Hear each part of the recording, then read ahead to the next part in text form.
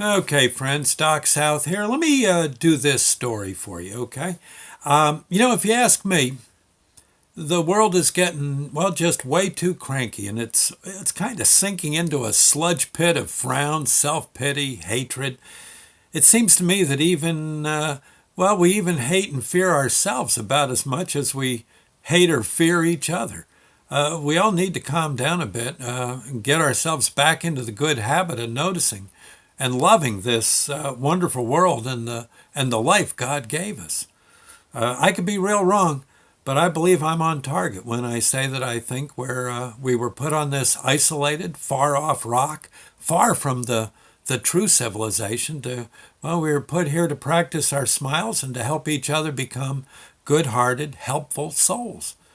I've been trying as best I can to pleasantly change people's attitudes without preaching or scolding. I've been trying to point out many of the simple and hidden gifts in life that come our way.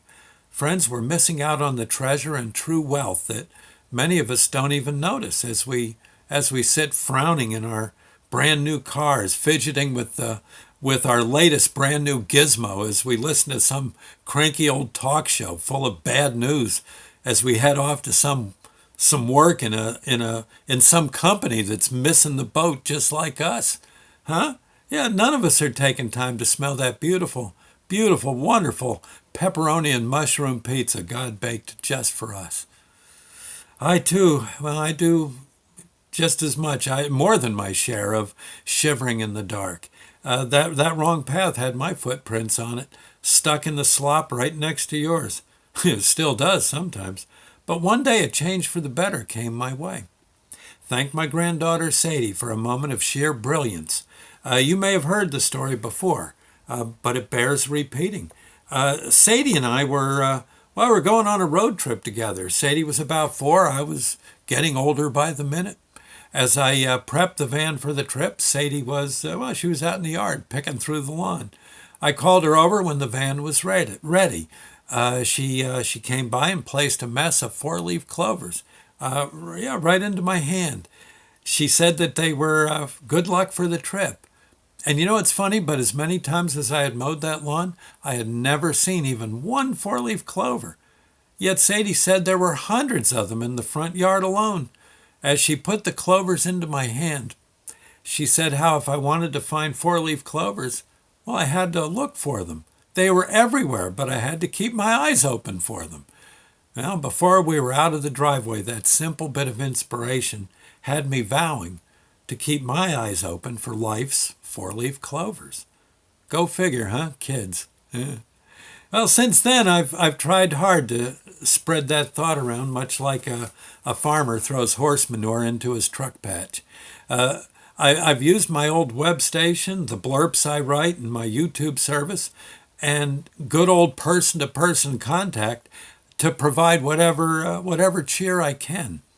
None of these services operate for free. In fact, they can be quite costly. Sadly, my web station had very little listenership. I had to shut it down to save money. The books I write are self-published and cost quite a bit to get printed. I often find myself giving them away to someone I might spot who needs a grin on their face for a change. My books lose money for the most part.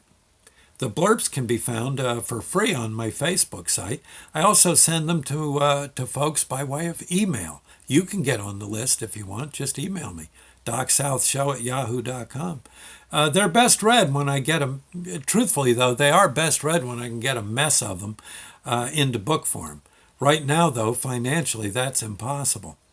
I must have enough blurbs for at least 2 or 3 more books, along with a book I've written about a day in the life of Millie, our basset hound. These should be printed. They'll make people happy. They will. The money is just not available, and the debt is too high for me to take another chance. I just can't do it. What I've been doing is to tell these stories to my smartphone, and then post them as simple YouTube videos. Real simple. Some say they are, actually, but that's cool. These have been doing well, but I think they're lost in so many other wonderful and interesting videos available on that great video sharing site. The chances of one becoming a paying video, in other words, going viral, I think that those chances are pretty slim. The internet fees to do this work might be chump change to some. It's a lot of money to me. It's about a week's pay each month. Yeah. Supermarket clerks moonlighting as oldies DJs well, they'll probably never be admitted to the multimillionaires club. I don't see that happening. I don't think I'd mind going. I hear the food's good. People I meet who have seen the videos or have read the books seem to be happy that they've run into my work. That's worth an awful lot to me, and I'm grateful that I might be changing the world a little bit for the better. It does have a way of reacting. You know, one person gets cheerful, makes another person cheerful, makes another, right. But this doesn't get the debt paid down, and the debt may turn out the lights on what I'm doing.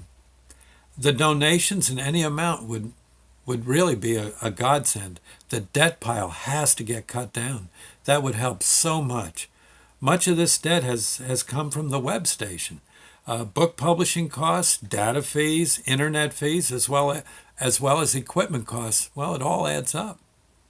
About all I can offer in return for donations is to tell you that my videos are easily found on YouTube. I try to do at least one per day. They're there for anyone, rich or poor. You'll find buckets of my written blurbs on Facebook, starting around 4 years deep on that site, Doc South on Facebook. Enjoy them. Yeah. Don't worry if you can't donate. Somehow a rescue will come. Maybe it'll be you. Maybe it'll be someone else. Maybe it'll be a bunch of you with little donations that'll add up nicely. The best I can say is to get out there and find some way that you too can make a positive difference. You and those near you, well, you'll all be the better for it. But again, I can use those donations. Now, if you want to go by way of GoFundMe, that's fine. You go to GoFundMe.com. Yeah, GoFundMe.com/ISMJ90. That's right. Okay. GoFundMe.com/ISMJ. That's small ISMJ, no capitals. ISMJ90. And when you click on that, you'll see. I think there's the photo there was taken of me back at a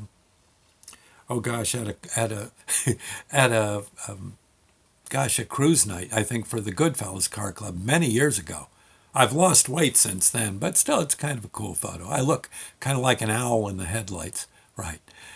Check it out, and you'll see where you can donate. I would appreciate it. That's fine. Or you can mail a donation. Doc South at, 8 Ruth Lane, Port Murray, New Jersey, 07865. Again, Doc South, 8 Ruth Lane, Port Murray, yeah, like in Murray the K, Port Murray, New Jersey, zip code 07865. 07865. Okay, there you go. Or you can slip me a few bucks if you see me at a gig. Yeah, and just say, hey Doc, this is for the work you do, and I'll see to it that it goes to. The big thing for me right now is paying down debt. I'm afraid the debt's way too high, and frankly, it's worrisome. If I were to have a main worry, I think that might be it. Other than that, life is cool. Right. Okay. Hopefully it is for you too. Okay. So start reading some more blurbs. That'll put a smile on your face. And again, if you got a few bucks, GoFundMe.com/ISMJ90. You'll see Doc South there.